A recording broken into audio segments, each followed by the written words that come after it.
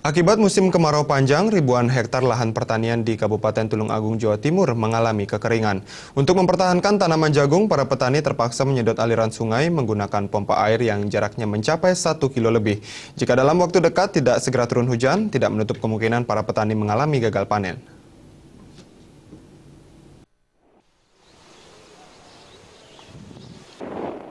Ribuan hektar tanaman padi dan jagung milik petani di Tulungagung terlihat menguning dan mati karena kurang air. Bahkan sebagian besar tanahnya terlihat tandus dan pecah akibat kekeringan. Hal ini diperparah dengan saluran irigasi yang juga mengering, sehingga petani pun kesulitan untuk mendapatkan air. Untuk mempertahankan tanaman agar tetap hidup, para petani terpaksa menyedot aliran sungai menggunakan pompa air yang jaraknya mencapai 1 kilo lebih dari area persawahan mereka. Kendati demikian, tidak jaminan usaha mereka ini berhasil sebab debit air sungai saat ini juga menipis. Jika dalam waktu dekat tidak segera turun hujan, tidak menutup kemungkinan terjadi gagal panen.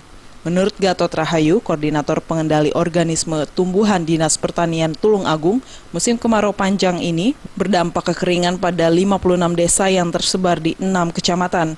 Dari 6 kecamatan tersebut tercatat kurang lebih 1.685,5 hektar lahan pertanian yang terancam gagal panen.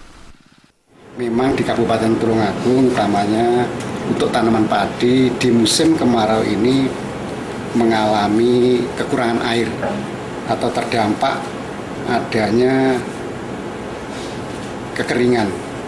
Jadi yang terdampak terdiri dari 6 kecamatan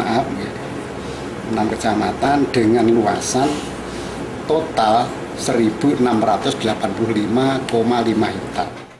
Adapun lahan pertanian yang mengalami kekeringan masing-masing adalah 10 desa di Kecamatan Besuki dengan luas 90 hektar, 14 desa di Kecamatan Bandung dengan luas 553 hektar, 8 desa di Kecamatan Karangrejo dengan luas 57,5 hektar, 3 desa di Kecamatan Campur Darat dengan luas 15 hektar, 19 desa di Kecamatan Pakel dengan luas 958 hektar, 2 desa di Kecamatan Kalidawir dengan luas 32 hektar. Dari Tulungagung, Jawa Timur, Hoirul Abadi.